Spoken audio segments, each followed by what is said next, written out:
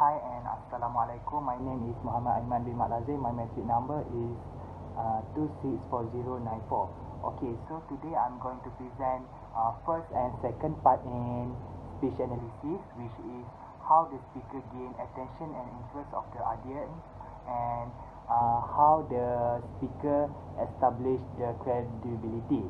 Okay, let's start with first part, which is how the speaker gain attention and interest. Okay, there is three way how the speaker gain attention and interest of the audience. First, during his speech, he start with the speech begin with quotation. Second, question the audience, and third, relate topic to the audience. At the beginning of the speech, the speaker gains the attention and interest of the audience by begin with quotation. The speaker start the speech with quotation. I'm a big perfectionist. Quotation that relates to the topic of our speech can present a strong statement to our speech. Okay, the second attention and interest that used by the speaker is about question the audience. For example, now, how many times have you heard that one? By asking the audience how many times they heard about perfectionist. So starting our speech by questioning our audience, we make them feel they are invested in our presentation, where there is a good chance to the audience will listen to the rest of our presentation. Okay, the last one is followed by relate the topic to the audience. The speaker say over drinks with friends or with family at the Thanksgiving. It means the speaker try to recall the audience experience about the topic. Okay, let's move to the second part, which is how the speaker establish credibility during his speech. Okay, credibility refers to the quality of being convincing and believable. The speaker has established derived credibility during his speech. Okay, firstly, the speaker established credibility to his speech based on what he studied. The speaker tell in his studying perfectionism, he seen limited evidence that perfectionists are more successful, but now it's quite contrary. People who perfectionists feel discontented and dissatisfied amid a lingering sense that they are never quite perfect enough. Second, the speaker tell about the clinical case report that perfectionism conceals a host of physiological difficulties, including things like depression, anxiety, bulimia, and even suicide ideation. Third is, the speaker also tell the audience some data from Pew that show young people in US begin materially rich. For example, data from Pew show that young people born in US in late 1980 are 20% more likely to report begin materially rich as among their important life goals. The last one is in the middle of the speech, the speaker established the credibility by telling the audience that he see the life effect of perfectionism firsthand. He say, in my role as a mentor to many young people, I see this life effect perfectionism firsthand. Moreover, what I can say, the speaker had successfully established credibility during his speech because the way he's speaking is clearly confident with the normal speaking, and the way he maintained the eye contact with the audience. That's all from me. Okay, let's move to the next presenter. Assalamualaikum warahmatullahi wabarakatuh. My name is Ismail bin Nurdin, metric number 259080. Today I want to talk about does the speaker preview the body of the speech, and the main points of the speech. The speaker had previewed the body of the speech at the end of his introduction. For example, my bigger weakness is perfectionism. You see, for something that supposedly hold us back, it's quite remarkable how many of us are quite happy to hold our hands up and say we are perfectionists. But there are interesting and serious points because of our begrudging admiration for perfection is so possessive, and that we really never stop to question that concept in its own term. What does it say about us and our society that there is a kind of celebration in perfection? In fact, at the very beginning of the speech, the speaker did an amazing job by relaying the subject to the audience. They are only making a straightforward introduction by relating the topic to the whole audience that enable them much more likely to be interested in it. But in his speech, the only mistake that he was doing is not describing the main points in his introduction. The preview for the body of speech is a way to help the listener to sort out in the introduction what they should listen for in the rest of the speech. Therefore, it should be mentioned in the earlier speech. And for the main points, is generally the most important pattern arrangement of the speech is the main points. As the core feature of the speech are the main points, speakers should carefully pick them, express them correctly, and organize them strategically. In this speech, the first main point is education. The speaker tells the audience that education as a measurement where metrics are used as a tool for enhancing quality and efficiency. For example, young people in America's big city high school take some 112 military standardized tests between pre-kindergarten and the end of 12th grade. No wonder young people report a strong need to strive, perform, and achieve at the center of modern life. They have been conditioned to define themselves in the strict and narrow term of grade, percentiles, and league table. For the second main point is insecurities. Thomas Goran also defined the insecurities of perfectionists to the audience, which are about how they look to others. For example, how should I look? How should I behave? I should look like that model. I should have as many followers as the Instagram influencer. I must do better in school. The speaker also tell a story about one student that stick out to his mind very vividly. John, not his real name, was ambitious, hardworking, and diligent on the surface. He was exceptionally high achieving, often getting first-class grade for his work. Yet, no matter how well John achieved, he always seemed to recast his successes as abject failure, and in meetings with me, he would talk openly about how he would let himself and others down. The justification was quite simple. How could he be successful when he was trying so much harder than other people just to attain their outcomes? Lastly, the speaker tells the audience perfectionism leads to psychological problems, which is compromise to host mental health such as depression, anxiety, and suicide ideation. In his speech, he said, now, research shows all the three elements of perfectionism associated with compromised mental health, including things like heightened depression, heightened anxiety, and suicide ideation. The speaker was curious to see whether those elements of perfectionism were changing in his research.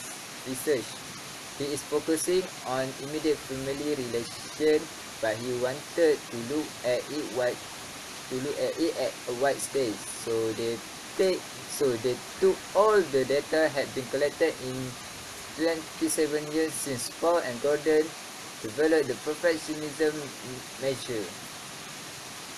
This turned out to be more than 40,000 young people from America, Canadian and British colleges, and with so much data available, we looked to see if there was a trend.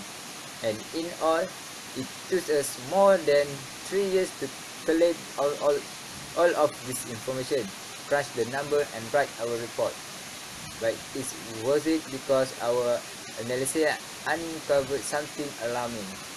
All three elements of perfectionism have increased over time, but socially prescribed perfectionists saw the largest increase, and by far. That's all my part. Thank you. Assalamualaikum warahmatullahi wabarakatuh. My name is Muhammad Hafiz Haikal bin Abdul Rahman and my matrix number is 261910. So I would like to continue the presentation about how the main idea was supported. The speaker used three ways to elaborate his main point, which is example, testimony, and statistic. Alright, example means a specific case to illustrate or represent group of people, ideas, condition, experience, or the like. The speaker used a brief example to empower his main point. Brief example means that a specific case referred to in passing to illustrate a point. For example, the speaker said that his main point, which is in education, young people are like to expose themselves to be perfect and in front of other people. A statistic used by a speaker to explain or empower his main point based on the data that speaker achieved from his research. So, for the second way to support the main ideas using by the speaker is by putting the real statistic on the main point, which is in education. The speaker used the data from the Pew to show the young people are like to show they are rich and spend much money to look good in image and status position since they are secondary school. The last way used by a speaker is testimony. Testimony means quotation used to support main ideas. There are two kinds of testimony, which are expert testimony and peer testimony. The speaker used a peer testimony to empower his main point. Peer testimony means that testimony from ordinary people with first-hand experience or insight on a topic. Based on the topic perfectionism, the speaker met John to do some research. As a result, it seems like although John have achieved what he want, it seems like John recast to his success as a failure. It is because he think that although he hard working to achieve what he want, other people maintain their outcomes to achieve what John have achieved. The next question is, what does type of organization that speaker use? Speaker use a problem solution order to solve this perfectionism problem. The speaker used two ways to elaborate his speech, which shows the existence and seriousness of a problem and workable solution to the problem. At the beginning of his speech, the speaker clearly mentioned about his main point, which are psychological problem, education, and insecurities. This main point include the seriousness about the perfectionism. The speaker also suggests a solution to minimize perfectionism issue by giving a solution to the problem. The audience can get awareness by and try to avoid being a perfectionism. Assalamualaikum warahmatullahi wabarakatuh and very good morning, afternoon, evening or night whenever you watch this video. So my name is Muhammad Farhanuddin Mizanuddin and my entry number is 265124. And if you can see the bottom of the screen, you can see my face, or what I can say, the hand gesture. And so the purpose of the first thing I want to say to you guys is stay at home, stay healthy because of COVID-19. It's a global pandemic, so everyone in this world can affect by this disease if you don't stay healthy at all. So the first thing first, let's we talk about resource of language in this speech. It's always get on purpose to make the audience understand what the speaker wants to say about. So for this example, the speaker apply his extemporaneous speech so well, such as a conversational speech, by still in a professional speech delivery process. He used clear language to explain more about example of perfection. So we can say that first thing, the audience in this resource language, the first main purpose is want to uh, ensure the audience they understand what the speaker want to say to them. So in further ado, let's get started to the first example. So for example, in the speech, yes, he used a concrete word. He used some kind of imagery in his speech. So for example, he said speech about John, but it was not his real name, the John, not the real name, but he talking about somebody. So we means that we want to say some example about some else, but he used others name, not the real name. So people can imagine, not don't be the true person, just imagine it. Okay, so the next is similar to an explicit comparison between things that are essentially different yet have something in common. So for example, like air, but we can say the wind because it's something gasable. Okay, gas. So for example, he said at 141 minute 141 to minute 154, he said, we know from clinical case report that perfectionism conceal a host of psychological difficulties, including things like depressions, anxiety, anorexia, bulimia, and suicide ideation in his speech. So we can say that in perfectionists, in their psychological, they can have something like depression, anxiety, anorexia, bulimia, even suicide ideation. So this thing are like share something in common, which is the psychological difficulties, but in different ways, such as suicide ideation, want to kill himself, but depression are not. You understand it?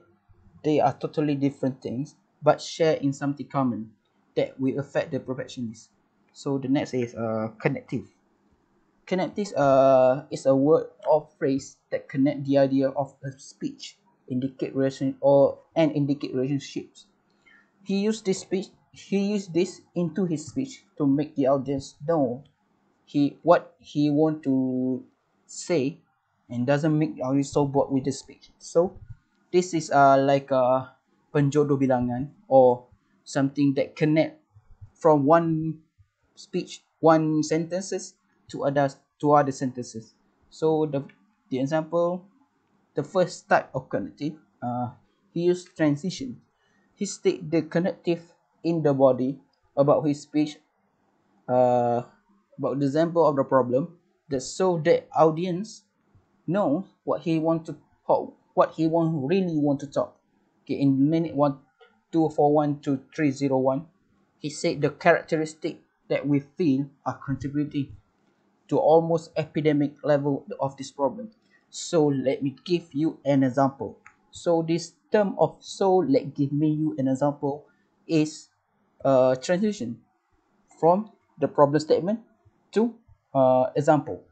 Okay, those example is young people are today are more preoccupied with attainment of perfect life and lifestyle. So mostly perfectionists kind of like more than more on the youth, not the old or baby, of course, but the old guy like 50s 60, they like not so uh, perfectionist.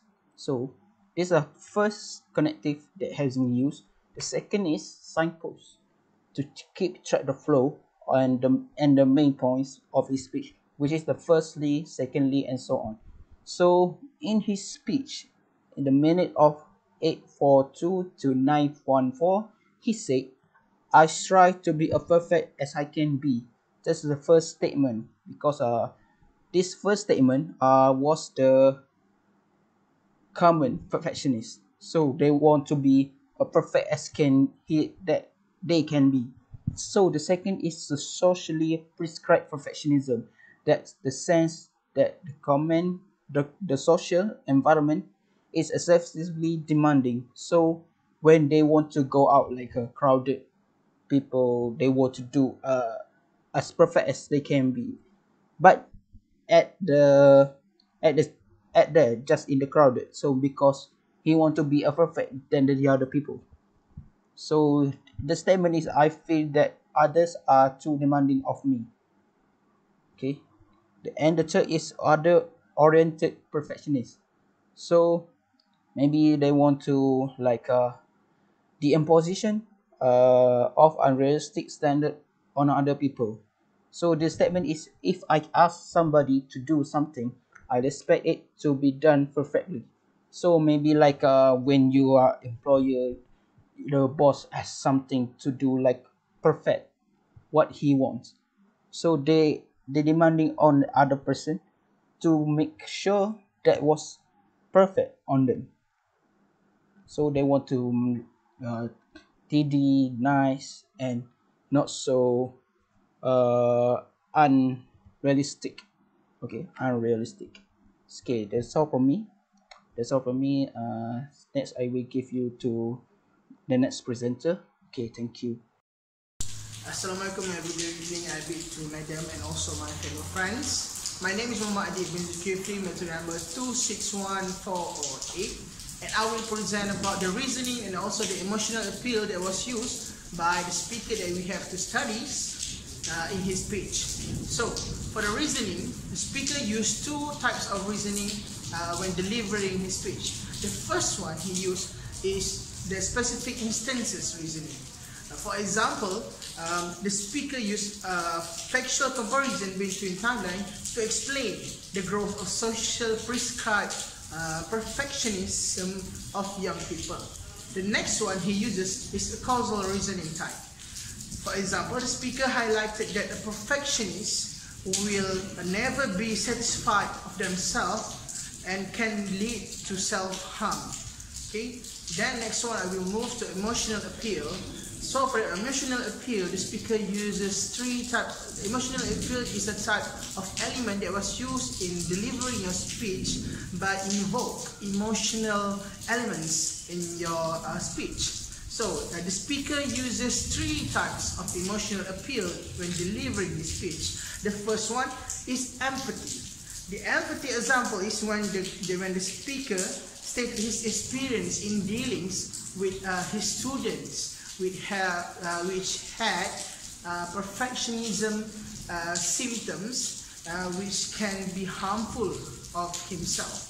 The next one he uses is the next emotional appeal is the worriedness. For example, when the speaker stated that he was worried about how professionalism will always obstruct one's success every day in their daily life.